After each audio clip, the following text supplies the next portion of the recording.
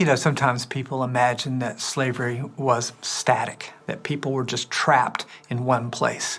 Well, they were when they were on a particular farm or plantation, but in between, there was so much movement.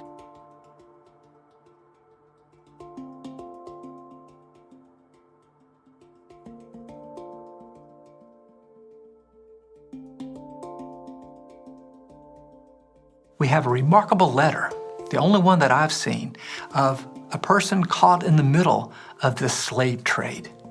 Maria Perkins. She writes it from Charlottesville, Virginia in the 1850s, and she sends it to her husband, Richard, saying that she and their child were up for sale, and that another child of theirs, named Albert, had already been sold to a trader.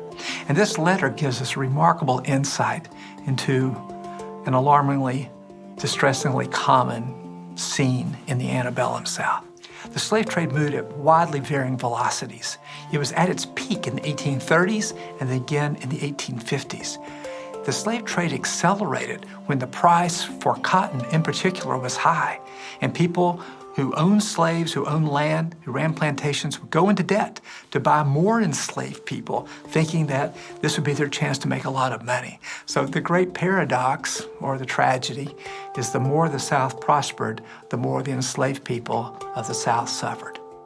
So this letter from Maria Perkins to her husband, telling about the selling of their son Albert. More often than not, the people bought and sold were teenagers. And as soon as they were capable of performing heavy labor, or as soon as they were capable of bearing children, it's when they were at the greatest risk of being sold. So Albert could have found himself taken to the booming cotton plantations of Mississippi or Arkansas or Texas, or if he was particularly unfortunate, to the sugar plantations of Louisiana. I say particularly unfortunate because the mortality rate on those sugar plantations was so extraordinarily high.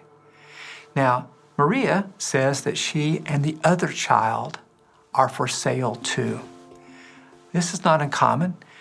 What you would find is that smaller planters, people who claim to own just one or two people, would often buy women, partly because women were useful in the house as well as in the field, but also because women could allow the property investment to grow.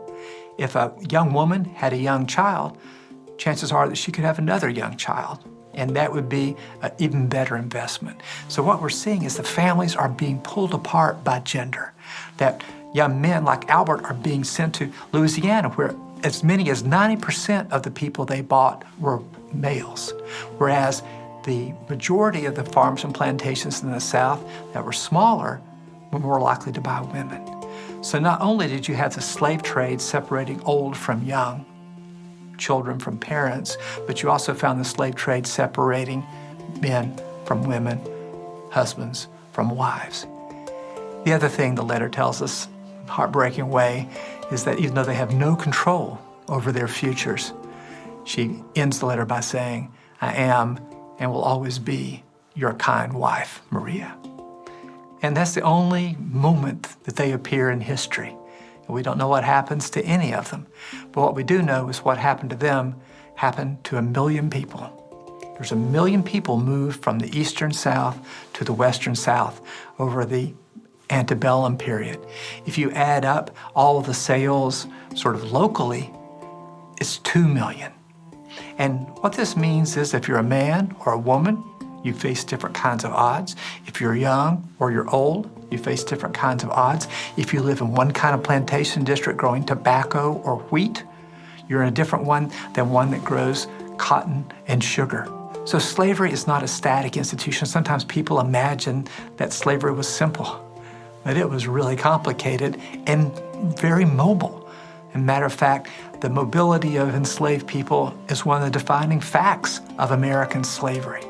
Constantly shifting to the west, constantly shifting to the plantation districts, but also swirling around wherever people happen to be.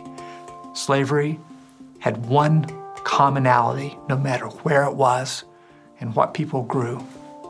On any day, your family could be taken apart. On any day, your children could be sold away from you.